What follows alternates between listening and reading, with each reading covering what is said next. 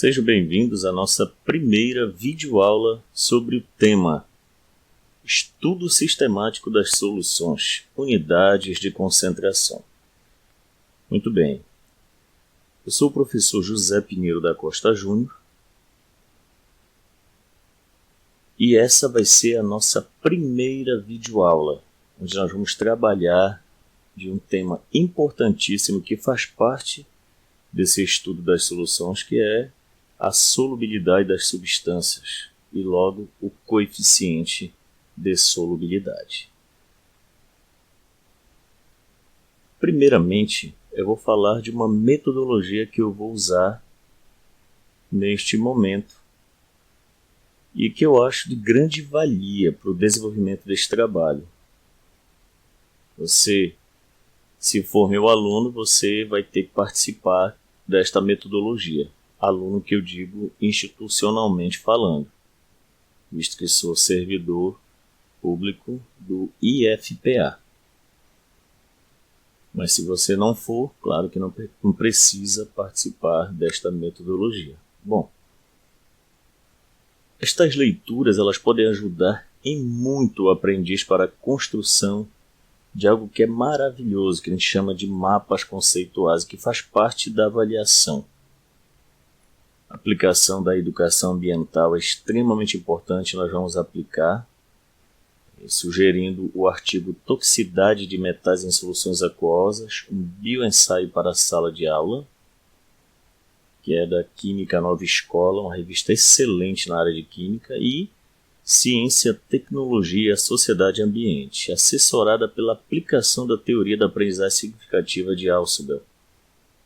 E a importância da construção de histórias em quadrinhos. Muito importante. Claro que neste momento é importante frisar que o aluno ele não é obrigado a saber desenhar. Basta acessar um site que é a Pixton Comics ou outro site que você possa fazer histórias em quadrinhos pela web ou até mesmo por um aplicativo. Isso aí não é tão difícil. Então pode-se fazer em um app de celular ou no site de criação de HQs. HQs é histórias em quadrinhos. No que tange a teoria da aprendizagem de Ausubel, que é o que a gente aplica na verdade, porque a gente parte geralmente daquilo que o aluno já conhece, e mapas conceituais, pode-se utilizar o artigo de Cleidson Carneiro Guimarães, que vou citar ao lado, Caminhos e Descaminhos rumo à aprendizagem significativa.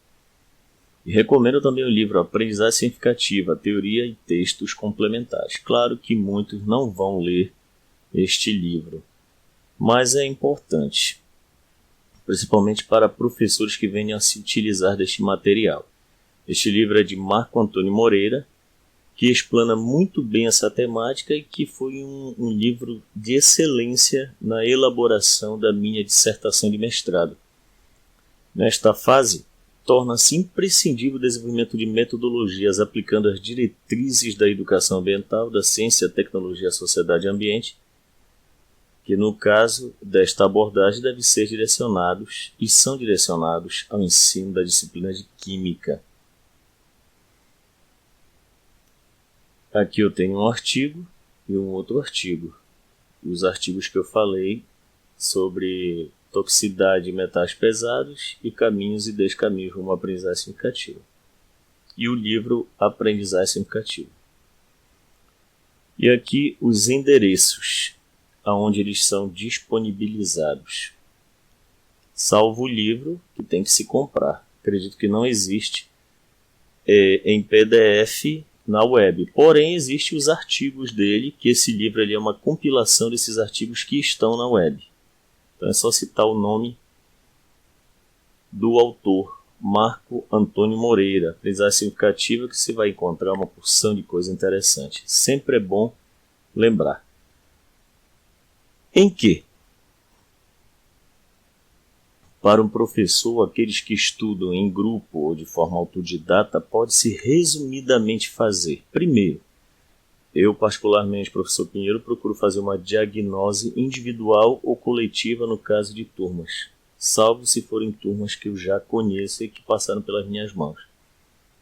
Segundo, a leitura exposição e discussão individual em grupo de um ou mais artigos e um ou mais vídeos sobre tema seguido de perguntas ao aprendiz, no caso o aluno, ou endereçados às equipes. Procuro, na verdade, até mais trabalhar de forma coletiva.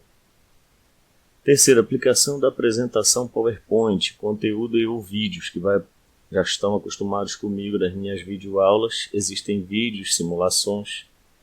Ela é recheada de coisas. Quarto, exposição da teoria da aprendizagem significativa, da educação ambiental e dos mapas conceituais. Quinto, realização de atividades experimentais sobre o tema com entrega de relatórios no caso de turmas ou simulação de relatórios de relatórios pelo aprendiz autodidata. Por que a simulação? Porque a simulação, caso a gente não possa fazer uma atividade ao vivo que eu digo é presencial, a gente pode fazer a simulação, até mesmo experimento filmado, e o aluno ele pode sim fazer um relatório a partir disto. Não há muito problema, visto que é uma simulação ou uma filmagem de um experimento. Sexto, elaboração de uma história em quadrinhos ou chat sobre o tema no site Pixton ou outro. Quero lembrar que tudo isso que estou falando, na verdade, é uma forma de nós dividirmos uma avaliação. Falo para aqueles que são meus alunos institucionalmente, dizendo: eu não gosto de passar provas valendo 10, eu não faço isso, até porque não é bom e contraria a LDB. É melhor particionar, e para isso nós vamos usar vários tipos de facilitadores da aprendizagem. Isso tudo são facilitadores que fazem com que o aluno, em tese, ele possa somar, agregar e congregar conhecimento. E isso é muito mais interessante porque é cumulativo, ou seja, vai ter aplicação de um teste? Vai, mas não necessariamente no modelo tradicional de uma prova comum valendo 10. Sétimo, resolver os testes com questões de múltipla escolha individual e com a exigência de algumas resoluções escritas de caráter subjetivo. É sempre importante também fazer com que o aluno ele desenvolva pensamento crítico, autorreflexivo, reflexivo sobre o assunto. Daí a questão de atividades de cunho subjetivo, envolve pesquisa e etc. Oitavo, construção pelo aprendiz autodidata ou pelos alunos em equipes de mapas conceituais dos conteúdos e análises pelo professor.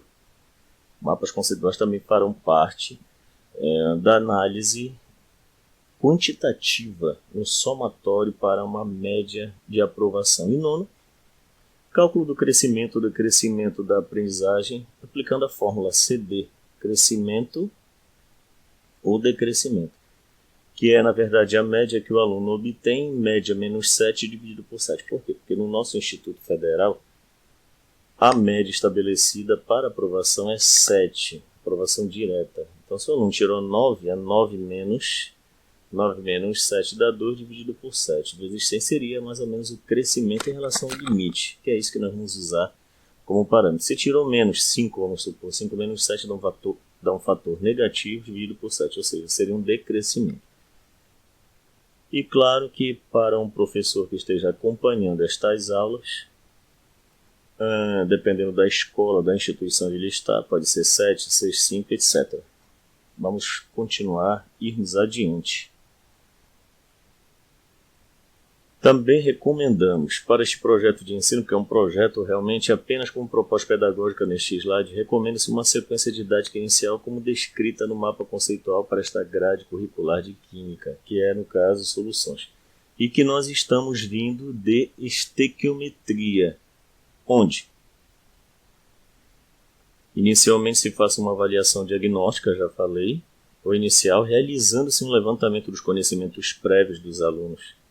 Esses conhecimentos prévios existentes, subsensores, podem ser verificados através da participação nas aulas e a averiguação da construção de respostas ou através da própria dificuldade em responder a questionamentos aparentemente simples, visto que constam de conhecimentos do 9º ano do 1º grau ou do ensino fundamental. Sendo que, na execução do primeiro passo, os questionamentos podem ser feitos a partir da interpretação de imagens que tenham relação com os temas e também pelo debate livre em torno dos mesmos através da discussão de textos, caso em grupo, artigos e reportagens correlacionados, o que poderá levar a se fazer uma intervenção imediata, dependendo da análise.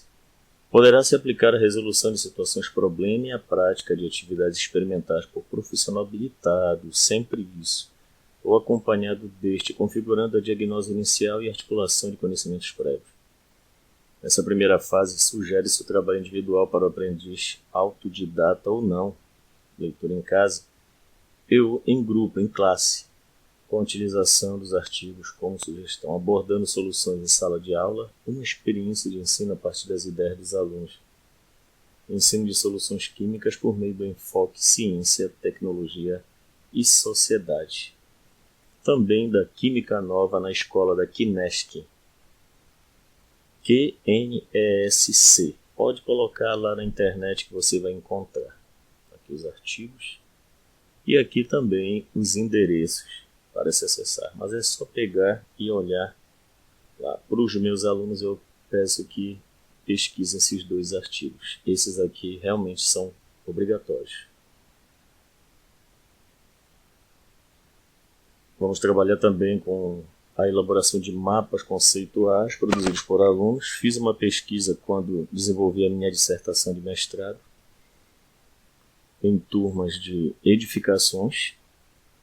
E um exemplo de um mapa conceitual produzido em uma turma do curso de edificações do IFPA Campus Abaetetuba, Pará, construído de forma bem simples e por esse motivo escolhido, e que está presente na dissertação de mestrado do autor, da minha. Isso aqui é um mapa conceitual muito simples, mas que valeu a pena, onde os temas mais importantes, mais abrangentes são colocados em cima. Eles vão se interligando. E claro que a gente vai trabalhar essa construção de mapas conceituais. Enviarei para os alunos modelos. Não é interessante fazer isso, mas enviarei para que possa também desenvolver mapas autênticos. Não é Ctrl+C nem Ctrl+V, mas a explanação de seus desenvolvimentos intelectuais durante o decurso desta disciplina. E aqui o endereço.